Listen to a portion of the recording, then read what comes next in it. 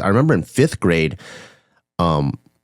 we had a pet turtle, like in the class, like a classroom turtle.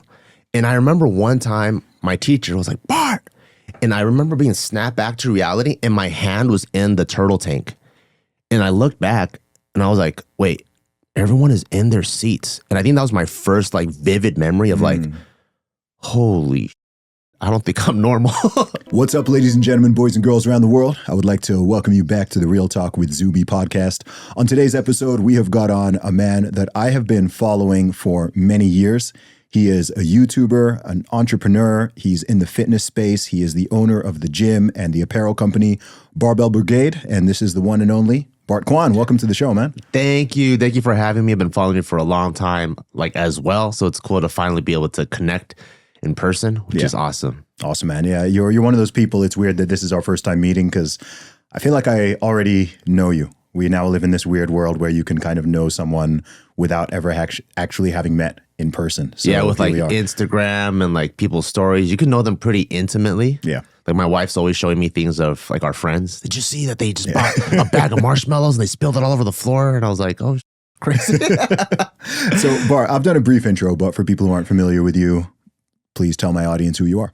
Yeah, so I started on YouTube almost a decade and a half ago on JK News, JK Films, and it was originally a sketch comedy channel. And from there, we kind of went into JK News, which is more of the comedy talk show. And I started building a fitness brand because fitness has always been like a huge part of me. And so now we have the gym, apparel, supplements. So that's kind of what I've been doing, or pretty much making an earning online for the past, since 2007. So what is that? 16 years? Yeah. Yeah. Yeah, it doesn't sound that long ago, but it is. It is, yeah. So let's rewind a little bit. I want to know, tell me about young Bart. Tell me about where you grew up. What was your childhood like? So I grew up pretty much born and raised in California. I grew up in the first city that I could remember. It's called Gardena. It's like in the South Bay area. And I vaguely remember my next door neighbor sharing a skateboard with me. And I think that's when I first learned how to skateboard when I was like 3 or 4. Did not continue with that, but that was like my first. I remember having a Hawaiian Punch skateboard, and that's like always like fond memories. And then I moved to the city called Cerritos, and I probably attribute a lot of my mindset and thought process of the world to that upbringing. So Cerritos, it's a small town, but it's in the cross section of Orange County, LA, and Long Beach. It's like perfectly right there. And if you're from California or SoCal, you know that all those crowds and vibes and cultures are actually very different. But because I was at Cerritos, I got to see like a huge diverse, like mishmash of all kinds of stuff. Like I've seen Asian dudes in Mexican gangs. I've seen like white guys in Asian gangs. I've seen black skaters, which traditionally that's not the case. It's usually all white skaters. So I've just seen like, oh, anything is possible. At the school Indian club, there'd be Filipinos because their best friend is Indian. So I just saw like this world that almost felt like some sort of cultural utopia. Okay. And so that was my framework. Like anything is possible. Anybody could do whatever they want. And that I grew up there. Unfortunately, I got into a lot of trouble in my early years. So I ended up getting expelled from Cerritos High School. And I went to 2 other high schools. I went to Army and Navy Academy, which is in San Diego. I kicked out from there. Can I ask what you were doing? Yes. Okay. So at that one, it's very specific. Me and a couple of my friends were running like an ecstasy ring. Oh, wow. Like selling drugs there. Oh, wow. Okay. Yeah. So one night, and obviously it's a boarding school, so there's cameras all over the place. And one night, the school caught me and like 10 other dudes like sneaking from room to room. And then they're like, what the hell's going on? And we made the big mistake of being on drugs while selling drugs. So we're making stupid decisions, going off campus. Then the school commandant, which is like the military version of a principal, saw us at the local 7-Eleven. And you're never supposed to leave school because you live there. It's a boarding school. At the local 7-Eleven, he like pretty much ID'd all of us. When he came back, wrote up the papers. got kicked out. By that time, that was already like the last straw with my family. Because like usually your parents don't send you to boarding school unless one, they're super rich or you're getting into too much trouble. And I was already getting into a lot of trouble and they're like, you need to do something with your life. And that wasn't like a moment I was proud of. It was more of a moment like, I f***ed up again, you know? So yeah, I got kicked out of school, went back to, I ended up living with my dad because my parents were divorced when I was like 6 years old. Ended up living with my dad, and my dad's like pretty much telling my mom, like, I think he needs a strong father figure in his life. You've tried as much as you could up till he was 15, but this guy's crazy rebellious. And so I don't know if like he needs more of the nurturing or if he just needs someone to lay down hard rules, but also be there for him as we slowly change. And that helped out a lot because my dad, kind of gave me like a lot of wiggle room compared to my mom. Like he'd be like, if you don't come home tonight, just give me a call. I just want to know your life. And so that like breathing space, I think as like a 14, 15-year-old, you're like, oh, okay, cool. I can come to be and be my own person while still being responsible and not just like this completely like selfish, let's just do whatever they want. And my dad's like, you're of age, you need to have a car. So we'll buy you a cheap car. You're not gonna get an expensive car. We'll just get, I think it was like a $3,000 Civic. So at least you have wheels and you feel like you're a man. So I did that. And I think that allowed me to kind of like think about how I've lived my first 17, 18 years of life. I'm like, dude, I've messed up a lot. And if I continue down this path, I'm gonna be a loser. So I'm not doing good in academics. What can I do? So I ended up joining the military. I became a Marine. And that was like my first building blocks of like understanding discipline, how to like push past what you think your limits are and trying to like set big goals and then kind of reverse engineering little goals to achieve that goal. So after that, I was able to get on a pretty good like academic track, got into UCLA, I graduated, and then that's when YouTube came around, and then kind of like the rest is history where we were able to build from scratch a business that in a space wasn't really established at that time. Like 2007 YouTube, it was still like cats dancing on piano, you know, or like pranking your grandma, like that kind of stuff. Very short form stuff. Yeah. Really short form. I remember that time period well. I'm curious to know a little bit more about your family. So where are your parents both originally from? So my dad's from China and my mom's from Taiwan. Gotcha. And they emigrated here separately or together, or were they? Yeah, so my dad was part of like the like flee communism. So he left China maybe in the 60s or 70s, went to Hong Kong. Okay. And then so everyone's kind of like, I guess path would be they try to get to Hong Kong, which at that time was a UK territory. Then once you get established there, you get your papers there, then it's much easier to apply for citizenship in America. Gotcha. So my dad did that route.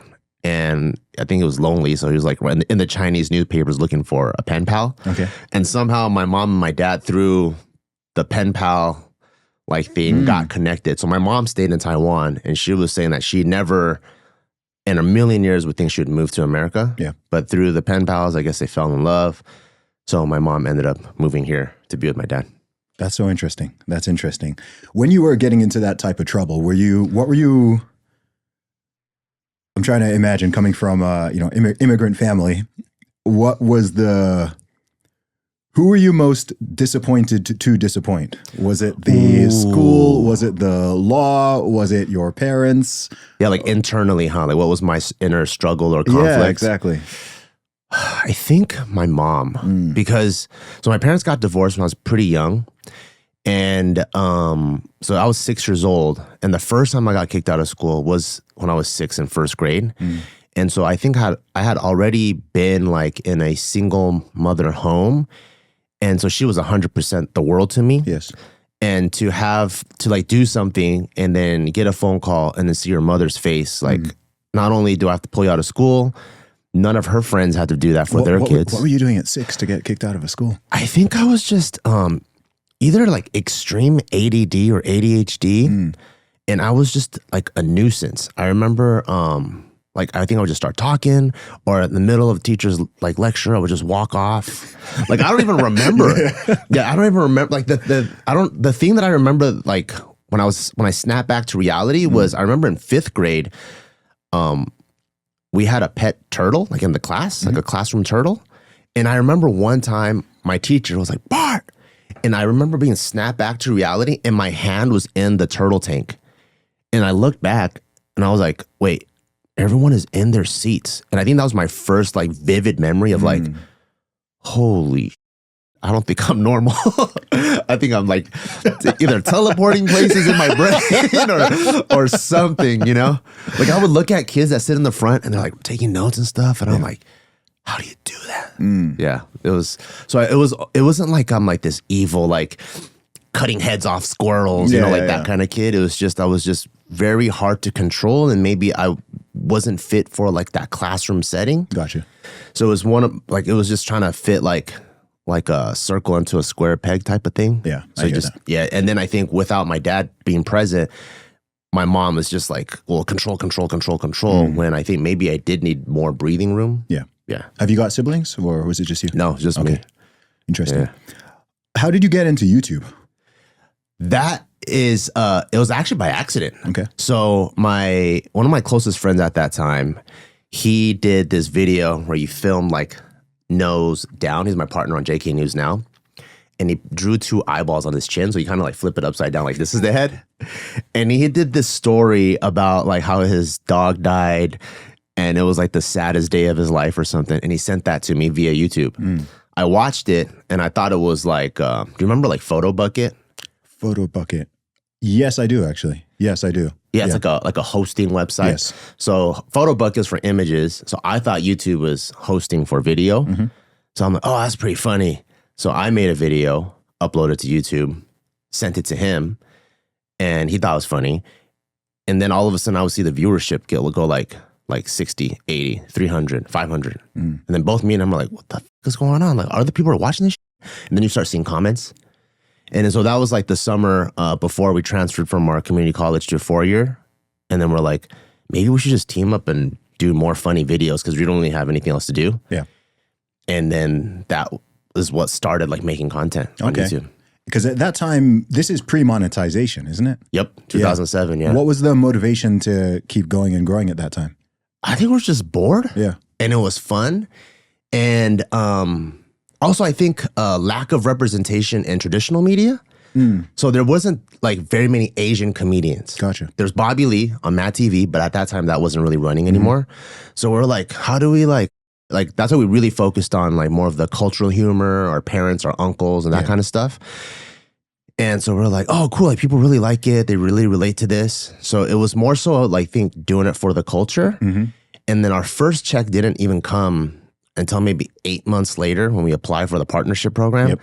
And it was like $1,000 for 6 months worth of videos. Because the monetization wasn't like on point at the time. You know? It was a very different time. It's not like it's not like now where kids are like, oh, I want to be a YouTuber, or people have this idea that you can make a lot of money from YouTube or social media in general. That's known now. Yeah. But at the time it was just, random. Yeah, because now videos. People's favorite YouTubers are like, oh my God, he has a Lambo. Yeah. I want to be a YouTuber. Yeah, exactly. I think it's the most desired job amongst under 18s, both in the UK and USA now, is being a YouTuber / influencer. Yeah, when I talk to like young people, they almost regard being a YouTuber as like a movie star or being in the NBA. And it's like, wow, like they see it as the same class. That's crazy. Yeah. In fact, I saw something saying that amongst, was it under 18s or under 16s, that well-known YouTubers and social media influencers are better recognized by that age group than traditional movie stars. Wow. So more 14-year-olds know the big YouTubers, that more of them know who Mr. Beast is than might know who Brad Pitt or George Clooney are. Yeah, even my kid knows Mr. Beast. Yeah. And he's 6. We'll go to 7-Eleven. That's Mr. Beast cookie. That's his whatever. I'm like, damn. And he'll be like, oh, you see Prime? Logan Paul owns Prime. Yeah. I'm like, what? That's crazy. Yeah, it's a different world, man. So when you started YouTube, this was post being in the Marines or at the same time? Simultaneous. Okay, so I was in the Marine reserves. So you do your like all the active training portion, which is about like a year long.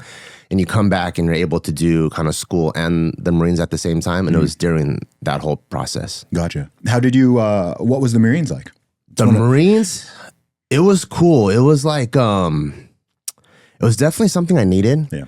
Cause like you first get sent off and you're on the school bus with like 80, 100 other people that want to be a Marine. And then it's kind of like, and there's, in a school bus, there's no like music or whatever. So everyone's just kind of sitting there, people from different places, Kansas, whatever, Texas. And then you arrive at, there's this very famous Denny's in San Diego, and they call it like your last supper. That's where everyone eats for your last civilian meal. Yeah. You eat there and everyone's talking and it's cool. And then you're happy. You get back on the bus. And then when I arrived, it was gotta be like 3 a.m. or something. And then it's just chill and it's just quiet. And you're like, feels like my world's about to be flipped upside down. And then out of nowhere, all these drill instructors come and get the f*** off the bus. And they're like screaming in your face. They're like, oh, get the f*** out right now. And ever since then, it's like 100-mile-per-hour pace for like 3 months straight. Wow. So from you sitting in the chair, getting your head shaved, which literally takes 30 seconds because you're just going, so you might get cuts, to you getting even like medical shots. Everyone just rolls up a sleeve, boom, needle goes in. The next day, like your shoulder's all swollen and it hurts and stuff. It's just boom, boom, boom. You're running to eat, running to the bathroom. Like you're always on your feet running.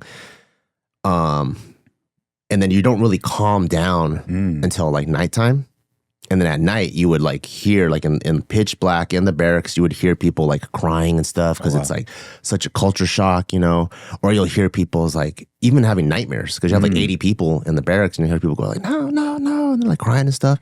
And you're like, real, this is crazy. And then you start to be like really, really grateful for everything you had. And my mom has my letter where in boot camp, I think I wrote like on Sundays, it's a little bit more chill. Yeah. I wrote like, hey, I'm sorry for everything I've ever done, whatever. And I'm like, very grateful that you're my mom. You taught me all these things because you finally have some time to yourself. And you're like, dude, all the free time I had, I didn't realize it was free time and I didn't take advantage of it. Yeah. And when you're here, you're like, oh, now I know. Because now every time you want to pee, you got to ask for permission. Okay. And they can tell you to get the away from me.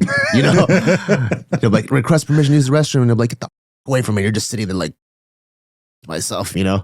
And then so that was really cool because then coming out of there, it like completely reshaped my mindset of like, okay, what do I need to do? And then you also learn like some Marine Corps history, like some great warriors and generals and stuff. And you're like, okay, cool. Like I have more confidence in myself. I have some discipline. I feel like I have some of the tools that I need that I didn't have before to achieve what I wanted to do. Gotcha. Did a lot of people drop out? Oh, yeah. I think we started with like 90, and then my graduating class was like maybe 60. Yeah, man. It sounds intense, but it's one of those things where you hear stories about, and maybe people have seen little parts of it because it's called Buds, right? That's for Navy SEAls. Oh, that's SEAls. Buds, yeah, that's SEAls. But that's like David Goggins. Yeah, that's even more. Yeah, that's even more hardcore. Yeah, that's even more hardcore. Like those guys are sleeping like 2 hours a night. Those guys are. I think they get woken up. Like their alarm clock's a machine gun. Oh gosh, it's like that stuff's crazy. Yeah. So yours was intense, but not that level of no, not that level of insanity. Yeah, that's cool. And how long were you in the Marines for? 6 years. 6 years. Okay. And so how did you get into I guess you were already training throughout these years, but I know that when I first came across your stuff on YouTube, it wasn't through the comedy stuff. It was through the fitness stuff. Oh, cool. It was through all the Barbell Brigade work that you were doing. So tell me about getting into the fitness space. So when we first started doing YouTube, even though me and my friend were just doing like random comedy sketches or comedy rants, the comments would be like, oh, you look jacked. Like, show me your workout program or whatever. And I was like, dude, I don't know anything about training people. I just like to train. Yeah. And after you get enough of those, I feel like the YouTube culture of that time is very organic. So I'm like, maybe I'll start like a fitness channel and I'll just share my workouts, not really teach anybody anything. And then so I started a fitness YouTube and I would just share my workouts and stuff. And then I had this random idea of like, I wonder how strong I am. Like, I feel like I'm pretty strong in my gym, but are there competitions? I would Google lifting competitions, and this thing called powerlifting popped up, and it was like squat, bench, deadlift. And I was like, dude, I'm such a bro. I only bench and deadlift. I don't squat. So I was like, dude, I better learn how to squat. So I signed up for the competition. Just, I thought it'd be cool, like content. And I fell in love with the sport.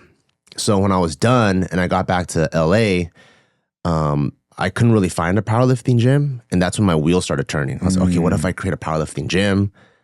powerlifting apparel, powerlifting brand.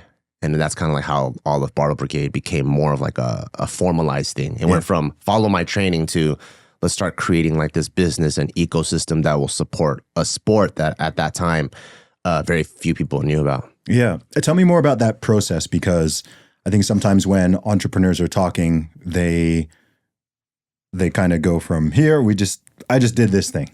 Right? It's like, I just started a gym. I had a YouTube channel, posted some workouts, and then boom, started a gym, opened it up, and it was successful. Obviously, there's a lot of story there. There's going to be a lot of ups and downs. There's going to be a lot of challenges, grinds. Can you talk through that a little bit? Yeah. So if I were to like zoom in a little bit more, I would say I already had like a quote unquote full-time job. I was doing JK Films, JK News. We've been doing JK News for like 10 years now. And so we have a full like production schedule where because everyone's art, like more on the artist side of things, our schedule was from like 11 a.m. till 7 p.m. So Mondays we would write ideas, Tuesdays hash them out, Wednesdays have a team meeting, and then we would, schedule locations to produce. Like we really try to run our sketch comedy channel as if it was like Comedy Central, In Living Color, Key and Peele, or whatever. And so that was my work schedule. So to be able to fit Barbell Brigade in, one, JK News, JK Films, that's like a online business. It's different than a gym where it's brick and mortar. You actually have to open, and you have to follow certain city guidelines that you don't really have to as a YouTuber. YouTuber, you could run a studio, or you could even shoot it out of your bedroom, you know? So we're like, dude, me and my wife are like, we don't know, who was my girlfriend at the time, like, we don't know anything about brick and mortars and stuff. So we went to a Barnes & Noble and literally just like looked at business plan books. We're like, we probably need to get a business plan in place because both of us didn't major in business. And we found a book that at the back of every chapter, there was a worksheet. So if you understood the chapter, you would fill out the worksheet. And by the end of the book, you would pretty much have your business plan because you could just add, I don't know if it was like 10 or 20 chapters together, and you have like a pretty solid idea of what your business is. And even in the middle, it talks about getting permits, going to the city, and like, walking you through every single step. So me and my wife, we were like, well, if we start work at 11, we'll just meet at 9 or 10 in the morning, and we'll just spend like an hour on it every single day. And we'll keep adding to it. And if there's a big enough obstacle, we'll stop, because we already have our main thing. But if there isn't, then we'll just keep going. Yeah. We met for about 6 to 8 months, and there was no real obstacle. You got a logo, got it trademarked, went through LegalZoom, just like, like finding like resources to attack like every single step of setting up what your business is, trying to like prevent it from being copied by someone else, like getting registered and all that stuff. And I literally remember, so we opened on October of 2013. And I remember even like 2 or 3 weeks beforehand, when we finally got the final stamp by like the fire marshal and like the city planner, like me and my wife were like, oh, it's gonna happen. Yeah. This is crazy. And then we hired the people. We conducted interviews. We knew who was gonna work the front desk. The first 4 people we hired. We worked out all the hours they were gonna work, the wages, like all the budgeting, like what are the expenses, how much are we charging for membership and all that stuff. And we're like, it almost felt, when something's like too smooth, it feels kind of like scary. You're like, I know I'm missing something, you know? But then that really was just it. It was just taking that leap of faith. And then we opened day 1, and people started coming in. We're like, holy shit, this is crazy. Started signing people up for memberships. People started working out, and we looked down the hallway. And our first gym was small. It was like 1,700 square feet. Our current one now is almost 6,000, so it's way bigger. But our first one, I'm like, holy shit, people are working out in this place that we created. That's insane. How did you spread the word about it? Was it through your existing online channels, or was it more just getting out there and doing the local legwork? How did you promote it? How did it was through online, so everything was kind of like organic and leveraging what we already had. So because I already started my fitness YouTube then, I remember making one video, and this was like the first big confidence booster. I was like, hey guys, I'm about to open a gym that does not exist yet in this area, at least. So what we want to do is for the first 100 members that sign up, we'll grant you lifetime membership at this price. Wow. Okay. When we open, the price is immediately going to jump up. So this is to kind of give thanks to the people that believed in us because we don't know if it's going to be successful or not. Yeah. And I think we calculated we only needed 100 members at the time. And within 2 weeks, all 100 memberships got filled up. Wow. And we're like, holy, this is insane. And then here comes the ups and downs that you talked about. 3 months in, we lose 80% of our membership. Why? So people that signed up, they weren't actually fitness enthusiasts. They were more from the JK side of things, and they just wanted to be in our presence. Okay. But if you're not really into lifting, then paying that membership doesn't really make sense. So I remember 3 months in going like, holy, we're going to have to close this place down. Oh, gosh. And this is during the time where both me and my wife, Gio, are still working shifts. We couldn't be hands off yet. So there's times where like I would wake up at 4 a.m., go open the gym at 5, and then I would work there and then still do JK films, come back to the gym to help close at midnight. So I don't get home until 1 a.m. and I'm literally just knocked out for like 2 hours and went rinse and repeat for like a week or two like that. And I'm like, dude, this is rough. But what was cool was the 20% that stayed, they were super about powerlifting. And then the word started to spread.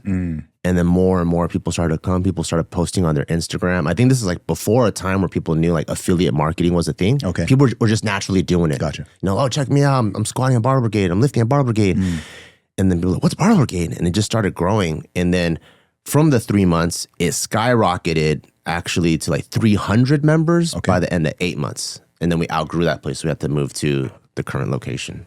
Man, that's awesome. It's inspiring, and it's interesting to hear the behind the scenes because I remember the sort of what I call the golden era of YouTube fitness.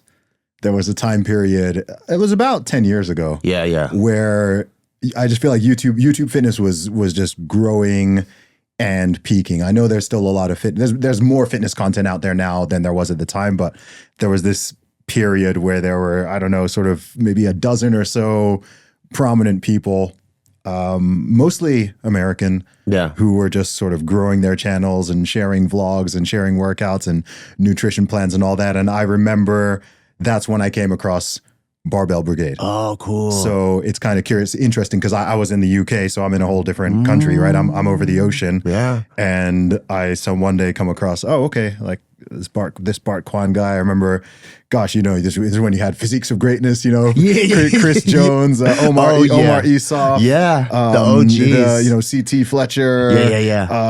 Oh gosh, like Christian Guzman, Matt Ogus. Do you remember a guy named Scooby? He would wear a fisherman's hat. Scooby with the hat. This is when you had was it Mike Chan who had all the six-pack shortcuts, all the ads all the time. Yeah. Every fitness video you click on, he's there with his shirt off teaching you how to do towel rolls or whatever. And then you had like Jeff Cavalier with Athlete X, and there was just this period where it was just like super exciting, and there was just so much stuff happening. So I think that's when I first came across your stuff, cool. actually. Yeah, that period is so cool because I remember when you think of commercial gyms back then, it was really a majority of people just going through the motions. It was just people just going there doing machines or whatever. Yeah. So if you really got after it in the gym, you kind of felt like an outcast. It'd be like this one person that comes in with maybe chains on his neck or some guy eating like chicken in the corner, and it just felt like outcasted. And then you would go online and you would watch people like Matt Ogus was the first person to teach me about macros. And he would have like his whole day's worth of meals planned. And then you're like, oh, wow, like people are living and breathing. And then Scooby was the one that taught me how you could do dips between two chairs, you know? And I just remember going like, oh, okay, cool. Like you felt like there's like this safe haven, some place you could relate to. Like you're not weird. Like I like training hard. And it's technically not a sport because like even my friends would be like, what are you trying to do? Like there's no lifting in the Olympics. Like why are you training so hard? Well, there is, but true. Yeah. But what are you gonna do? Like try and I was like, I don't know, I just like this though. Like I like going this hard. And then it made it normal it's okay to go hard even if there's no like end trajectory. Yeah, it's interesting what's happened in the world of fitness because more people than ever are into fitness and strength training in particular. Yeah. I've been lifting for over 20 years. I remember I started training when I was 15, maybe even 14. Yeah. And lifting weights at the time was sort of, like a bit, even at that time, it's kind of considered like a meathead activity, right? You want to be a bodybuilder, or maybe certain sports. I was playing rugby at the time, but women in particular were not into lifting, right? It was kind of, the girls did cardio, and then you go into any place with weights and it's 95% just guys. And over the last 2 decades, there's been this interesting shift where men and women of all ages and demographics, you go to any gym now, anywhere in the world, and it's men and women, and the women are lifting. They're no longer afraid of getting too bulky or getting whatever it is. People have worked out that toning isn't really a thing. Like a lot of those myths have kind of died, and it's interesting. And then you've kind of had this weird overcorrection into where you've got the sort of the dark side of the social media, where you have people who are just there like thirst trapping and in the gym half naked, putting cameras in weird places and trying to sort of entrap men and whatever. And you're just like, oh gosh, maybe we need to go back to like some segregated gyms or something. So what are your thoughts on how gym culture and strength training culture has changed since you started to where things are now? It's interesting because I remember being the weird guy, even like with my friends, they'll be like, what? You went to the gym yesterday? You're going to go today? I'm like, dude, like if I had the time, I think I would go 14 times a week. I'd go in the morning and night. Like I just like it, And then they're like, dude, this guy's weird. And like, what are you going to do? Like be Mr. Olympia or something? I'm like, I don't know. I just like lifting. It's just fun. And so it went from being the weird guy to, I think, the YouTube part where there's a lot of, I guess, quote unquote, weird people. And we kind of became like this collective mindset. And then I think that was what was really needed, because then you start having like all these research studies and data that comes out where all the myths that people thought like, oh, don't lift when you're too young, it's going to stunt your growth, or chicks are going to get too bulky, they're going to look like men. And then you just see all this crazy data that shows the otherwise. And then you see like, oh wait, if you're 80 years old and you lift, it actually battles osteoporosis, and you start seeing all these other like good parts of it. So I really like that movement. But the whole like skimpy gym outfits, I'm like, I don't know. I mean, it might be built into our DNA because like sex is one of the primal driving forces. So I feel like, I mean, even if you go to a car show, you're like, what does this chick in a bikini have to do with this Land Cruiser, or this Toyota Camry? But there's going to be some hot chicks at the car show, and I'm like, maybe it's just part of it. But I think the intentional entrapment part, that's weird. That's very weird. That's just a very weird avenue to try to get famous. Because I'm like, what do you want to be known as? Like the entrapment girl? It's really odd. It's really odd. Where do you think it's going? I mean, I think in the West, we're in such an interesting place when it comes to health. I think we're in a really concerning place. And I think it's weird how there's this bifurcation. It's like more people are training than ever. I'd imagine gym memberships are probably at an all-time high. And people are fatter than ever, but obesity is at an all-time high. It's now hit 40% in this country, which is insane. That's obesity. That's not being overweight. That's obesity rate is, I think, 39% now amongst American adults. And that is deeply concerning for the first time ever in this country's history. And most people don't know this. The life expectancy is dropping now. Oh, wow. Yeah, it's dropped. Dang. Yeah, it's dropped from 78 to 76. Wow. And that's the first time that's ever happened outside of like wartime. Yeah, that's insane. It's always just been going up as medicine improves and so on. And over the past 2 years consecutively, the life expectancy has decreased. And most people don't even know that. So I look at that and I'm like, that is concerning. Obesity rates are also going up in the UK and Canada, and even in the developing world.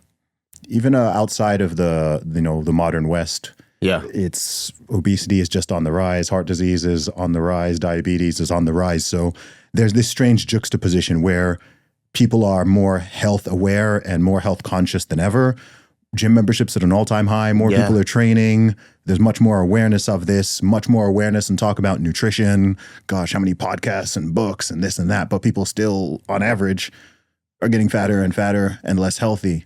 So I don't know exactly what that means for the future, but I find it quite concerning. I often think about the fact we're in the first quarter of a new century, and I sort of think, okay, we can look back and see how the 1900s went. If you look at the world from 1900 to 2000, and then I'm thinking, okay, from 2000 to 2100, what's our society, culture, health, just our state of humanity? What's that going to look like over the next 50 to 75 years?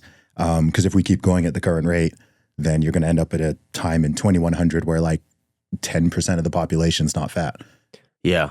I feel like if we extrapolate what's going on right now, because the polarization's so strong, the world is going to be like, it's going to miss the entire like fitness middle class. Yes. And you'll have Spartans and just really heavy people. Yeah. It'll be like people that are like 400 pounds and then like under 10% body fat. Yeah. It's like, have you seen Wall-E? No, everyone tells me I should watch it. Okay. Yeah, decent movie, but it's set in the future. Yeah. And is it even on this planet? It's somewhere, but all the humans are obese.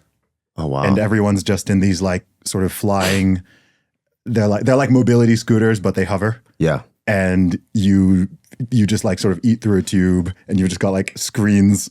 You just have screens in front of you. You don't need to move, right? You just sit in this chair. Yeah. And everyone's just blubbery, and they're just sort of floating around and eat. And I watch it, and I'm like, that could happen. I'm kind of like, this is, I'm like, this is not so far off. We're halfway there. Yeah. Like if I go to a Target or Walmart, I'll see heavier set people walk from their car, right? Yeah. So their legs work. They get there, and then you know how you can rent like those scooters? They immediately get on the scooters so they can make their shopping experience much easier. And then they check out, get their bags, park it, and still walk to their car.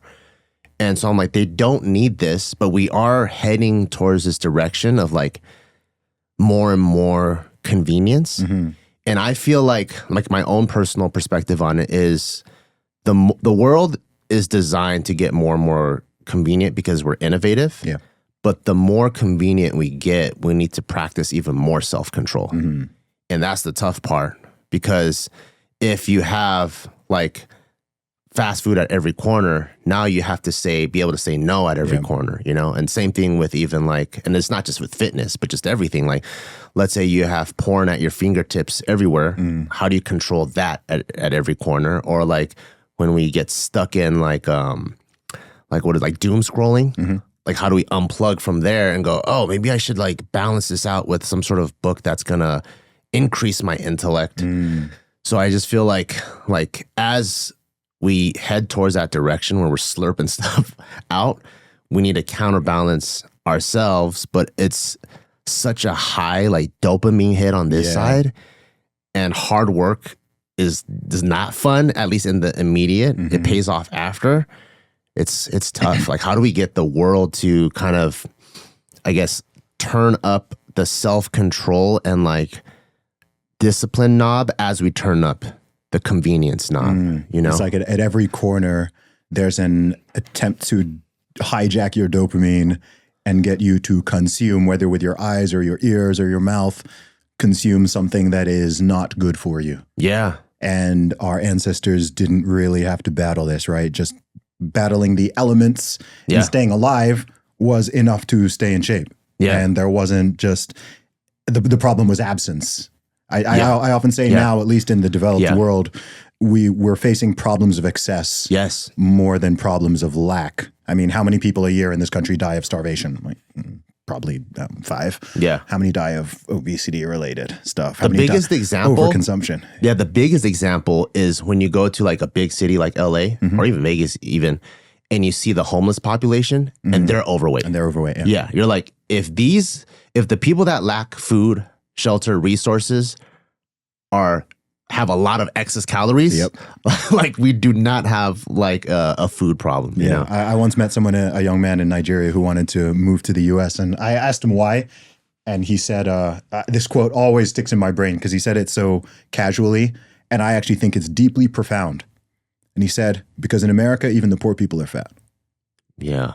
And I was like, oof. I was like, that's a bar right there. Oh, yeah. I was like, I don't think you know that how deep that was, but that's actually a lot to consider. Yeah. There. It's strange in this country how there is a link between poverty and obesity, which makes sense and simultaneously doesn't. Yeah. It makes sense in a way, but you're also thinking, man, we've advanced so much in terms of technology and agriculture and whatever it is that they're doing with the food, where you can create huge amounts of calories, cheap, tasty calories at a low price. And it's now considered, you'll hear all the time, how expensive it is to eat healthy and nutritious food, which is not really how it's supposed to be. It's a strange inversion. It's kind of like an oxymoron. Yeah. And a question I had for you, and this is just something we can discuss in general, because this has been on my mind. And as someone who cares about health, fitness, people's well-being, mentally, physically, and so on, I think we both know how to help individuals. Right? If a guy comes up to you and is like, Bart, I want to get stronger. Bart, I want to lose weight. I want to burn some fat. I need to lose 50. We know exactly how to do that. You know what to prescribe. You can coach. You can give the info for them to do that. I've been wondering for a long time, how do you scale that? Is it possible? I think we need to scale that. I don't think it's going to be popular opinion. Okay. But I think we need a dictator. Okay, let's go. So I feel like when you have like a mass problem, and when people have lost sense of their own self-control, then you need to be controlled by others in a temporary way. And this is all hypothetical and theoretical, obviously, because we all fall victim to human error. And then the person that's supposed to be temporarily a dictator gets power hungry. And, you know, we've seen what happens in history. But in my opinion, it's like kind of even going back to you steal something, cut off your hands type of thing, where we need like a mass rule, or like something that's like every kid from first grade to seniors in high school, everyone starts their day by walking or running a mile, like something like that, you know, or get rid of all junk food in the cafeteria. Everyone's eating chicken, rice, and broccoli or something like that. But like something drastic until, because to me, it's kind of like the wax on, wax off in Karate Kid. You know, like Daniel, he hates painting until Mr. Miyagi goes, check this out. And he strikes him. He's like, oh, shoot. Oh, like, you know, you kind of have to go through this reluctant struggle before you kind of understand what the ROI is on what you just did. Yeah. You know, like even with my kid, I always tell him, I'm like, if you don't control yourself, other people will. Like that's what the police are for or whatever. And then also there's things that I'm like, I always go like, if you don't like doing it, we'll take turns. If you don't like doing this time, if you follow Papa, and the next time, if the same thing occurs, we'll listen to what you have to say. Yes. He'll listen to what I have to say because we take turns, but 100% of the time after he does it, he feels better about what he just did. You know, like whether it's jiu-jitsu practice, basketball practice, or even swimming for the first time, he's freaking out. He's like, oh my God, I can't hold on to the wall. I'm like, trust me, this is going to be something you're going to like. And once you learn the ROI of that thing, it's going to be rewarding. But of course, as a kid, you're like, what do you mean? Like, I'm getting like choked out right now. What's going to make me like this? And then after an hour, I'm like, do you want to come back again? He's like, oh yeah, I do actually. And I'm like, okay, cool. So if this is how we talk to children, then people that don't have self-control, they could be mature in age, but they're like something with their, I don't know, like their amygdala or like, you know, their brain process. It hasn't been developed to be an adult. And then so sometimes you just need the dictator. Like a strong arm. It's a hard one because you know, obviously freedom and liberty are ultra important, right? So we're talking hypothetically. But it's just like, how do you create an incentive structure so that people opt for the delayed gratification option more often than the instant, immediate, whether it's your taste buds or it's your eyes or it's some fleeting emotion of just, oh, well, this makes me feel good.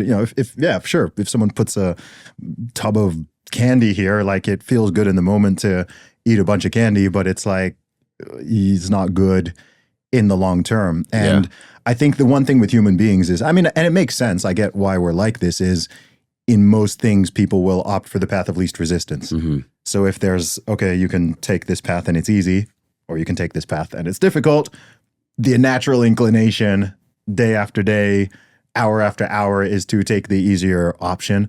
And maybe some of that is hardwired in us because the harder option burns more calories. Yeah. And calories used to be quite rare and precious. Yeah. And so it's like, okay, it made sense to be lazy in the past. Yeah. Like if you had when you had an opportunity to be lazy, that was kind of probably a bit of a luxury. So it's like, okay, cool. Like let's just feast and gorge and rest and sleep.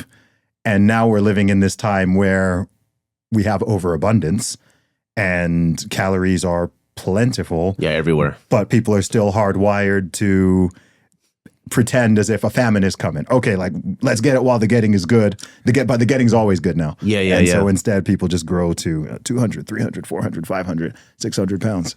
What I do like is I read this about the Japanese corporate structure. So for them, their companies they have, I think, like a waist size limit. Yeah. So they're like, if you want us to pay for your health insurance, you got to be within, I don't know what their waist was, but it seemed reasonable. I think it was like under 40 or 38 or something like that. Like because you got to show me you care about your health for me to pay for your health insurance. Yes. And I'm like, that's pretty cool. I kind of like at least some sort of 50-50 incentive. Because then I think in America, the problem that we have is I'm going to f myself up. Yes. And now medical, you take care of me. I'm going to get diabetic. I'm going to f my mental health up. And then now you guys take care of me somehow. And you're just completely giving your responsibility to someone else. Yeah. And then now other people's tax dollars are paying for a problem you caused, versus if there's some sort of like we're in this together. You put in $50, I put in $50. I feel like, I don't know, but that could also, I have no idea. It's interesting because I don't know if I think it's such a new problem. I'm not aware if there's any country that has reversed it. Right. It's a new human problem. I can't imagine at any time or place in history there was a situation where the population was just becoming obese and becoming diabetic and whatever. And then they did these policies and they managed to get people generally back to good health. Yeah. It's a totally new problem. It's like, okay, we've never been here before. We've never had too many resources. No, we're newly in the stage, and it's just going to accelerate as technology continues to accelerate. Things are going to become more convenient and easier and last longer. And so it's not like, oh, we're going to suddenly, unless there's some alien invasion or something that plunges us back into the Stone Age. Yeah. It's like, okay, we have to rein this in a little bit because the trajectory we are on is not good. It's weird. We live in this strange time where I feel like humanity is simultaneously progressing and regressing. Yeah. We're improving in some technology is obviously improving. Yeah. Some aspects of society and culture, racism has declined, sexism has declined, wars have declined, the amount of people who are dying in childhood, babies dying, mothers dying, giving birth, all those things are declining, right? Yeah. But then simultaneously, our attention spans are declining. Our waistlines are increasing. More people are getting diabetic. Mental health is decreasing. Suicide rates and overdose rates are increasing. And even minor things like our ability to remember stuff. Like we're all affected by this. I mean, when we were kids, you could probably just like memorize a whole bunch of phone numbers and addresses and whatever, and you just had them in your head. I remember all the street names, everything. Yep. And then once you've got a smartphone, you forget, you now know like 3 numbers and you've forgotten how to remember them all. And I'm like, that's concerning. I had a better memory in this capacity when I was 10. Yeah, all that stuff is outsourced now. Yeah. And that's weird. It's cool that we have the tech. Yeah. But it's concerning that without the tech, if that were to disappear again, I'm like, man, have we just nerfed ourselves in terms of our ability? Yeah. I remember a time where like even like in elementary school, like, hey, the sun, rises from the east and you can kind of tell general directions. Mm-hmm. I feel like in this day and age, like if you even talk to people in north, southwest or whatever, they're like, I don't know what that is, like it's on the north side of town. Like, I don't know what that is. Let me Google that. Yeah. Or pull up the Google phone say? compass. Yeah.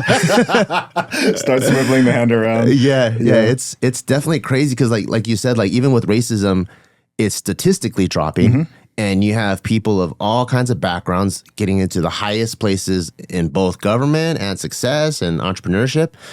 But in our faces, it seems like racism is at an all-time high.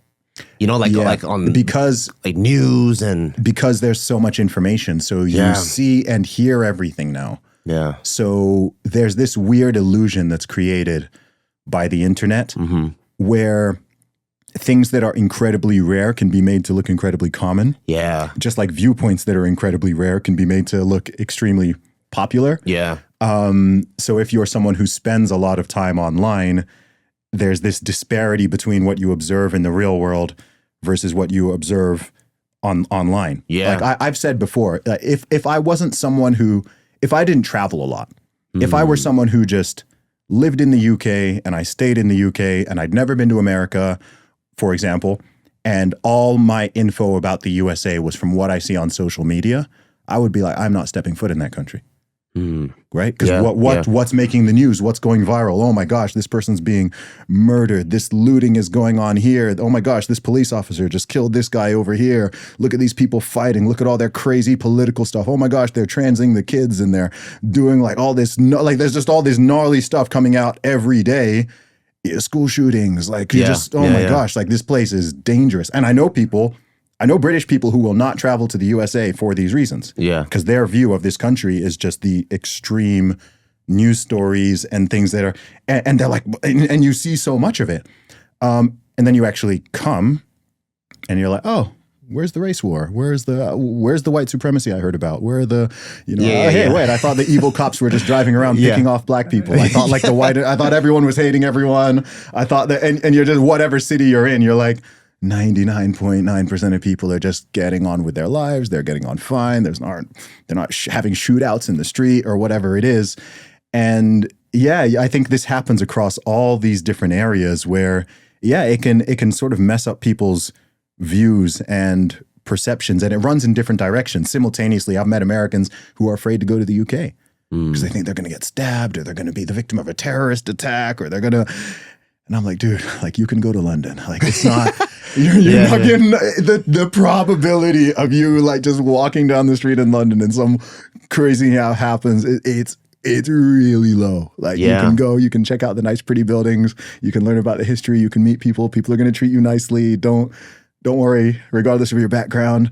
And it cuts in all ways. I spend a lot of time in the Middle East. Spend a lot of time, particularly in Dubai now, but growing up in Saudi Arabia, living and you talk to people in the West, and they're like, "Oh my gosh, like, what if you go there? Like, is it safe for a woman to go? Whatever." And you're just like, man, like, get off the internet and hop on a plane, check out some places, and you'll. It's even like that just in America, like, because it makes other places' problem like your problem. Like with like one of my friends, he's a police officer in East LA. And East LA is where my wife's from. And it's like 98 or 99% Hispanic. Mm-hmm. There's like 0 white people, 0 black people, 0 Asians. It's literally like 98, 99% Hispanic. And during the whole like defund the police movement, where the police were viewed as like these... ACAB. Yeah, exactly. Like they're out, they're just all innately racist and all that. Happening in other parts of the country, it reflects back, and now they have their own distrust in the police. And then the police that have spent the last 10 years like building relations with the community, they're like, we are not even like that color. We're not part of that racial tension or anything. I'm Hispanic, you're Hispanic.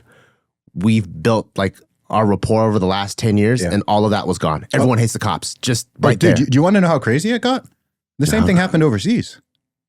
Really? It's the same in the UK. Wow. UK and police don't even have guns.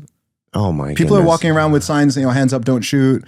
I was like, guys, what? That's crazy. Like, it was the craziest. That's crazy. That's the internet. Wow. Right? Like after the wake of the Yeah, like, what do you mean no shit? I've never shot. I can't shoot if I wanted to. Yeah, it was wild. It was like this thing happens in Minneapolis. Yeah. Minnesota. Yeah.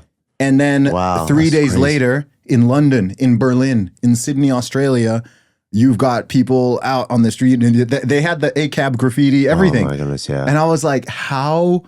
Like, this doesn't even make sense in this country's context. Yeah. The British police on average per year, I think, shoot like 2 or 3 unarmed civilians in total. And it's typically because like there's some years it's 0. Yeah. Like the police don't have, the average police officer does not have a gun. They just have like a little baton or something. Yeah, they've got a baton and maybe a taser. A whistle. Yeah, because it's the U.S. is different because the U.S. is an armed population. Yes. The U.S. has more guns than people. Yeah. UK is totally different.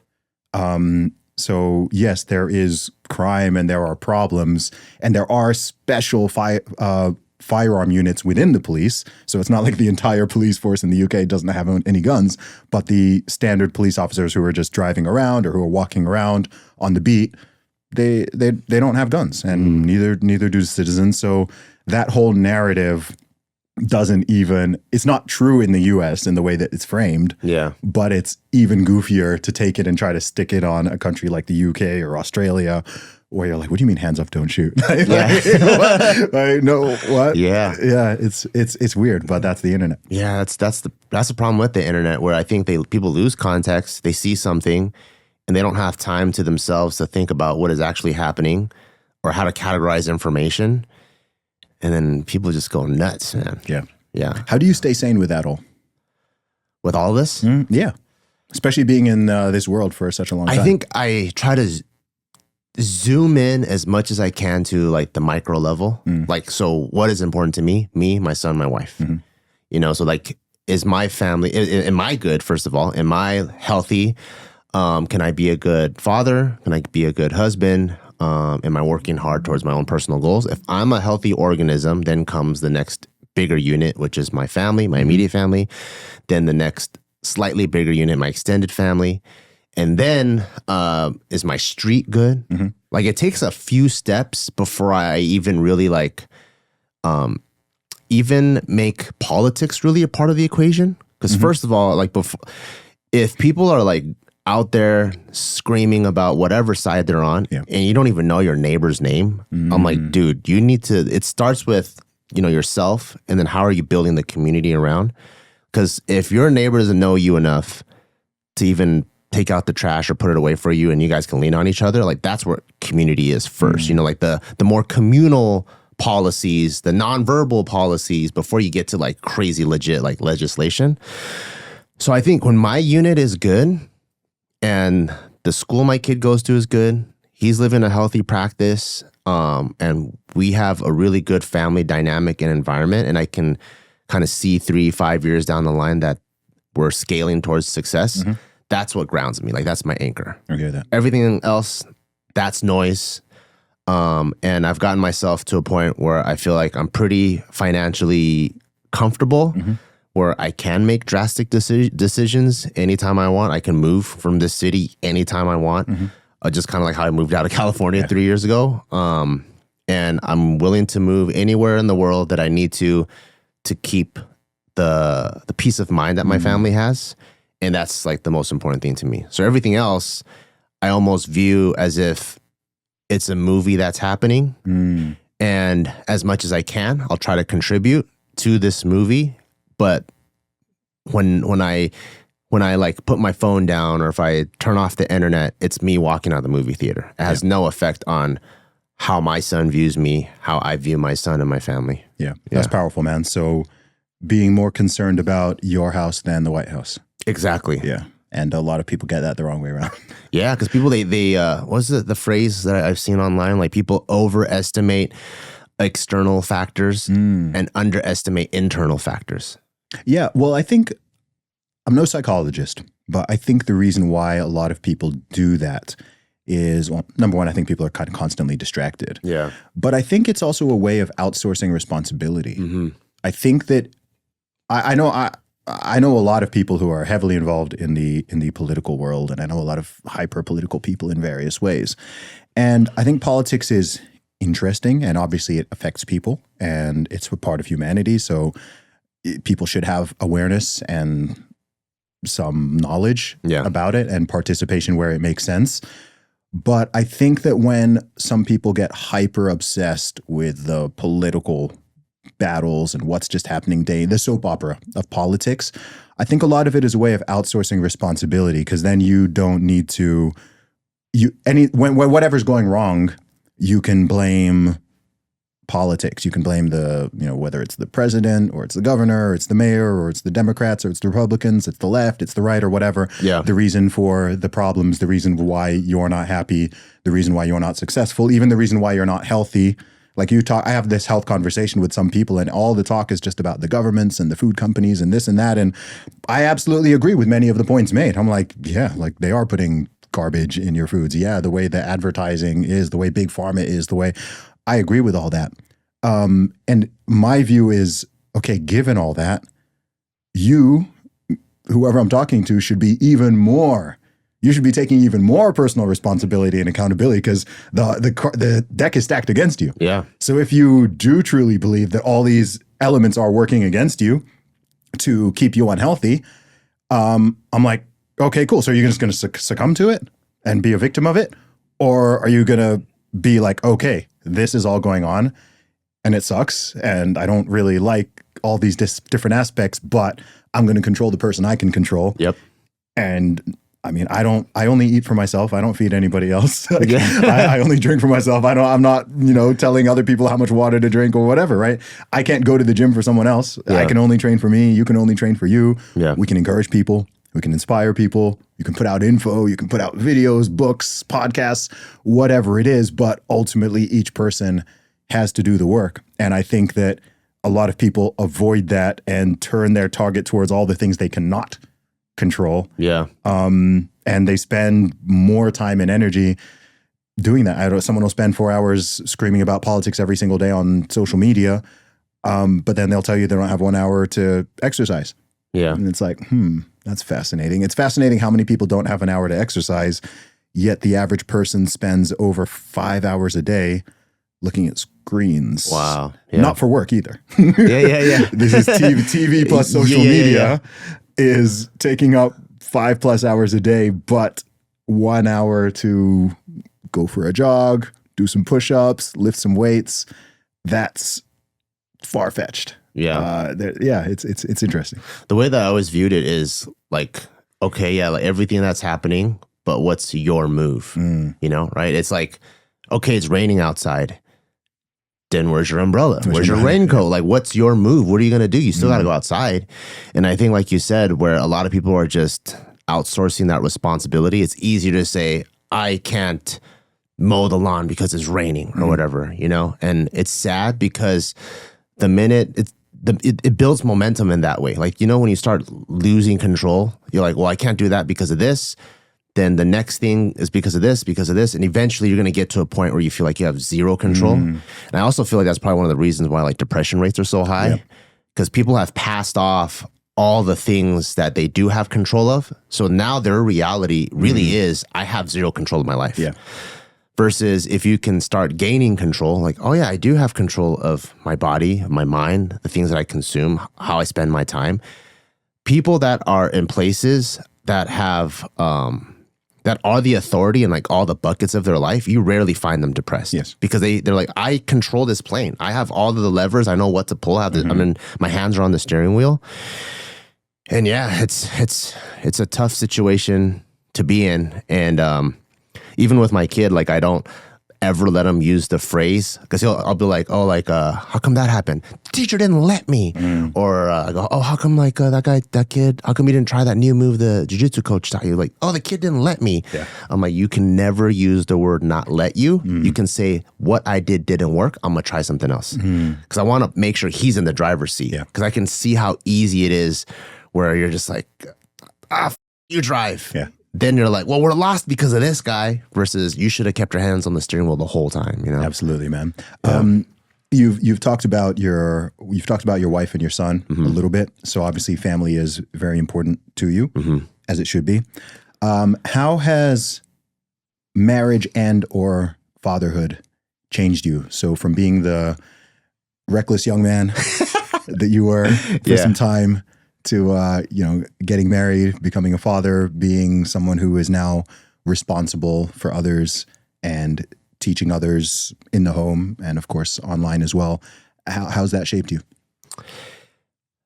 I think, at least for me, it kind of like widened my view of the world, and it made what I thought was important less important. So before, I had like very specific goals that I thought were my passions. Like I'd have to pursue my passion. I want to enter into a film festival one day. Like I had all these like things laid out. Even up until the day that my son was born, I was like, oh yeah, for sure. I want to do this and that. And in the minute my son was born and I held him in my hand, and you're just like, holy, I'm in charge of this guy. This is insane. And there's no manual, there's no like father's manual, mother's manual. You're just like, oh, and then you're just at the hospital, and then the hospital discharges you like, okay, see you guys. Yeah, good luck. And they're like, oh, what do? I just put him in the car seat? Okay. And we're like in the car and I'm just driving home and you're just thinking about. Keep him alive. Yeah. You're like, holy. And then there's like this funny like thing about how people love their pets like they're their kids until they have one. And I'm like, what do you mean? And the minute I bring my kid home and I see my dog, I'm like, get away, you flea bags. Like, no licking his face, no sleeping on the bed anymore. Yeah. And it's like now everything is, how do I create, and now it's like a double-edged sword.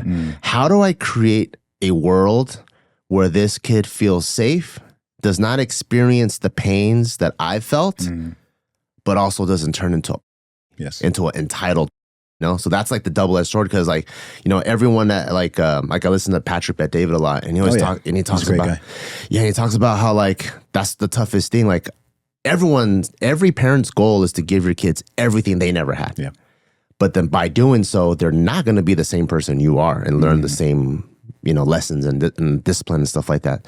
So now you have to create these manufactured struggles. So that's like the biggest part where I'm like, okay, how do I give him everything I didn't have, but also make sure he lives a life that through his own actions, he sees that the more work he puts out, it's rewarding to him and it incentivizes him to work hard and to also develop and learn those lessons that I learned. And that is now like priority one. I'm like, I don't care about any of my other passions. I don't give a about filmmaking. If I need to bag groceries to make ends meet, I'll do that. I have no pride. When it comes to my son and my family, I have zero pride on anything. I'll do whatever it takes to make it work. And that was something I never would have thought, Yeah, no, that's fascinating, man. As we said before, we live in an interesting time. There's so many thoughts I have of the moment we're living in and the world from now onward, which are firsts in humanity. And I think a lot of people don't think about it. So for example, we are living in the first time where your son is going to, and your son's children, all of your descendants from now on, all of the stuff that you make and create, they will be able to see. Yeah. So we don't have video, let alone audio, let alone photos of our great-great-great-grandfathers. All right. I don't know who he was. I don't know what he looked like. Never heard his voice. Certainly never seen him on camera. Yeah. But my future children, your children, our descendants, every podcast you've done, every video, that's crazy, every photo, right? Like they can be like, oh, this is my great in the year 2500. Yeah, they can be like, oh yeah, this guy's my great grandfather, and they can just see you in 3D, get to know you, all of your jokes, hundreds, thousands of hours of stuff. And so from now onwards, this is the world we're living in. It's all documented. Yeah, it's all out there, and I just don't think most people even think of that. It's just like, man, that's a first in human history. and that genie's not going back in the bottle.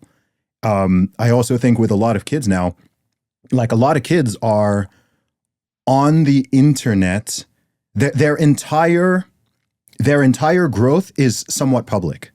So many babies are online before they're even born because people post the scans. Mm-hmm. Right? I had my 20-week scan. Here's my baby. Oh, boom, the baby is born. Here he is at 1, 2, 3.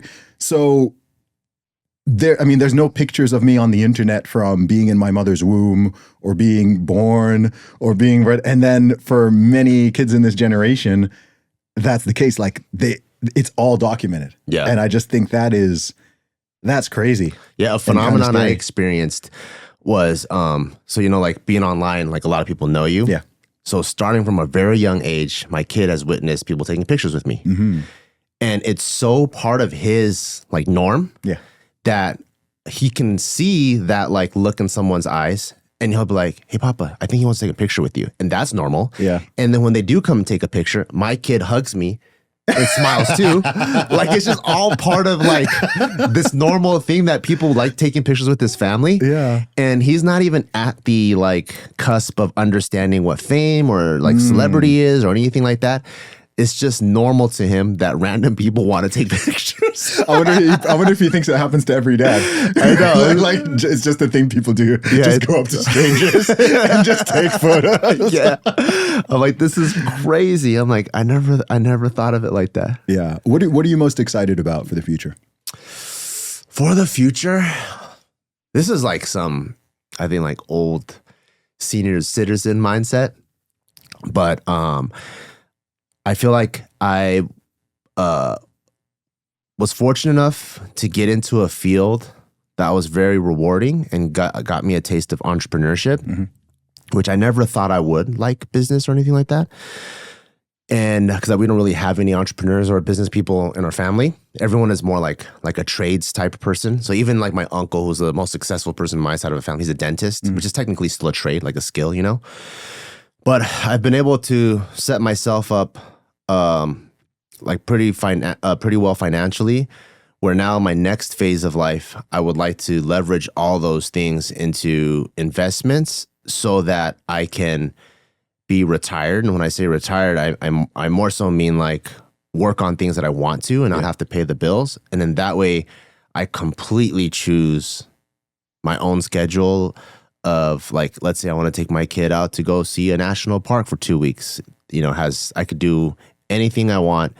And it kind of goes back in line with like that whole like control aspect that we were talking about, where I feel like I'm in control of a lot of things in my life, but not 100% control of my time because I still have to quote unquote work. Yes. But when I don't have to, then work is an option if I really enjoy the project, but I don't have to do anything anymore. Yeah. And then now I can really prioritize the things I really, really care about, So that's like the next goal I'm trying to tackle in like the next 5 years.